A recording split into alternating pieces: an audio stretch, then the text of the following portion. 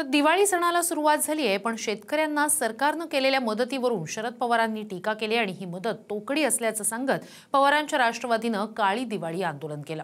पाहूया। आजचा दिवस दिवाळी साजरी करायची नाही। राज्य सरकारने काही चोखडी रक्कम काही लोकांना जाहीर केली।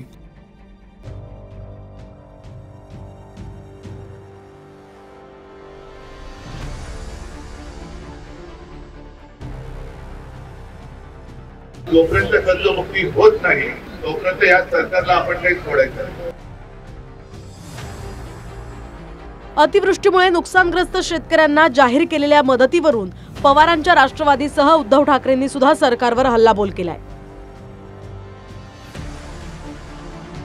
शरद पवारांच्या राष्ट्रवादीने दिवाळीच्या पहिल्याच दिवशी राज्यभरात जिल्हाधिकारी कार्यालयासमोर आंदोलन करत काळी दिवाळी साजरी केली।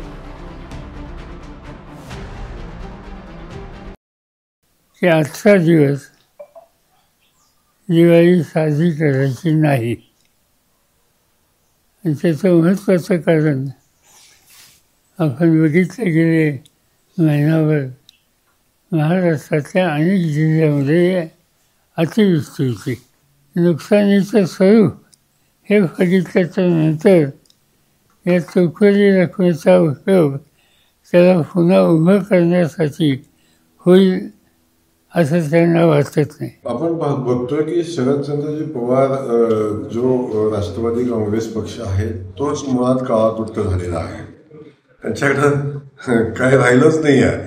माननीय मुख्यमंत्री महोदयांनी पूरग्रस्तांना आणि अतिवृष्टी झालेल्या शेतकरी बांधवांच्या मदतीसाठी खूप मोठं पॅकेज जाहीर केलं आणि ते दिवाळीपूर्वी लोकांच्यापर्यंत पोचावं असं आग्रह मुख्यमंत्री महोदयांचा आहे। त्याच्याबद्दल तातडीची मदत 10,000 रुपये खात्यावर पोचलेली आहे आणि जी मदत शक्य आहे ती सगळी मदत केलेली आहे। बघा, त्यांच्याकडे आता मुद्दे नाही आहेत। त्यांना वाटलं नव्हतं की 32,000 कोटीचं पॅकेज जाहीर होईल। कुठल्याही मुद्द्याला धरून राजकारण करणं आता विरोधी पक्षाचं ते त्यांनी ठरवलेलंच आहे। चांगले मुख्यमंत्री आहेत म्हणून म्हणत होते ना, आता लगेच त्याच देवेंद्रजींना मुख्यमंत्री कसा फेल झाला, मुख्यमंत्री कसा अपयशी आहे, हेच म्हणजे ही दुटप्पी भूमिका आहे। हे रडगाणं आहे, कायमचं रडत राहायचं। बाळासाहेबांनी आम्हाला रडायला नाही लढायला शिकवलेलं आहे, ते म्हणून आम्ही त्यांचे विचार घेऊन पुढे चाललोय आणि लोकांनी देखील आम्हाला स्वीकारलंय। सरकारनं 31,500 कोटींचं पॅकेज जाहीर केलं, पण हे पॅकेज फसवं असून हेक्टरी 50,000ची मदत तसंच कर्जमाफी आणि ओला दुष्काळ जाहीर करण्याची मागणी सुद्धा पवारांच्या राष्ट्रवादीची आहे। मुंबईत शरद पवारांच्या राष्ट्रवादीने जिल्हाधिकारी कार्यालयासमोर आंदोलन केलं। काळे आकाश कंदील दाखवत ओला दुष्काळ जाहीर करण्याची ही मागणी केली। तर ठाण्यात जिल्हाधिकारी कार्यालयासमोर काळे कपडे परिधान करत आणि काळ्या फिती बांधून कार्यकर्त्यांनी घोषणाबाजी केली। साताऱ्यातही प्रदेशाध्यक्ष शशिकांत शिंदेंच्या नेतृत्वात कार्यकर्त्यांनी काळ्या फिती बांधून आंदोलन केलं। तर तिकडे पुण्यात सरकारच्या मदतीला 420 म्हणत 420 रुपये लिहिलेले बनावट चेक रस्त्यावर फेकत पवारांच्या राष्ट्रवादीच्या कार्यकर्त्यांनी आंदोलन केलं।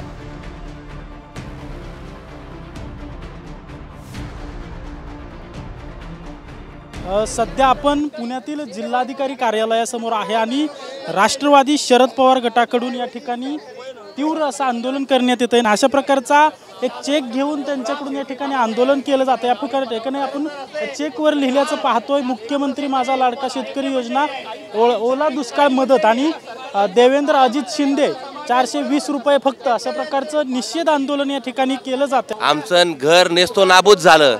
एका साईडला 31,000 कोटीचं खोटं पॅकेज जाहीर करतात, जे खरं 3,000 कोटीचंच आहे आणि प्रत्येक शेतकऱ्याच्या तोंडाला पान पुसायचं काम ह्या लोकांनी केलेलं आहे फडणवीस सरकारने।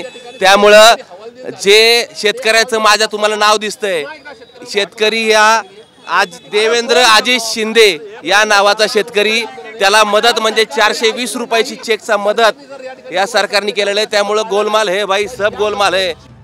इकडे उद्धव ठाकरेंनी सुद्धा शेतकऱ्यांची कर्जमाफी होत नाही तोपर्यंत सरकारला सोडायचं नाही असं म्हणत इशारा दिलाय। शिवाय दिवाळीनंतर उद्धव ठाकरे पुन्हा एकदा मराठवाड्याचा दौराही करणार आहेत। मी मराठवाड्यातल्या शेतकऱ्याला शब्द दिलेला आहे की जोपर्यंत कर्जमुक्ती होत नाही तोपर्यंत या सरकारला आपण काही सोडायचं नाही।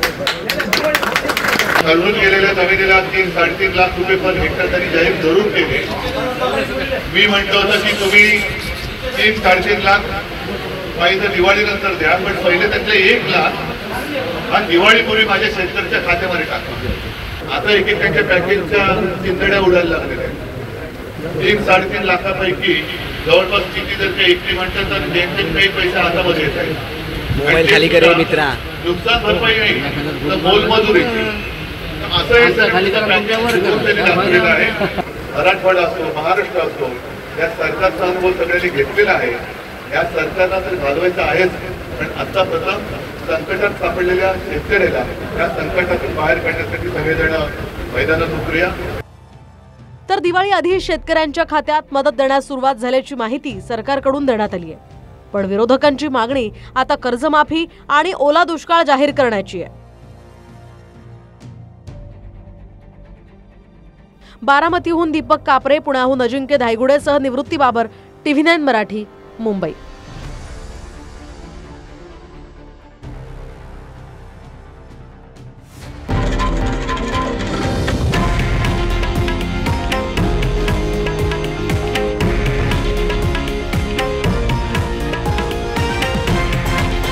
हे आहे देशातील नंबर 1 न्यूज नेटवर्क आणि आपण पाहत आहात TV9 मराठी, एकमेव.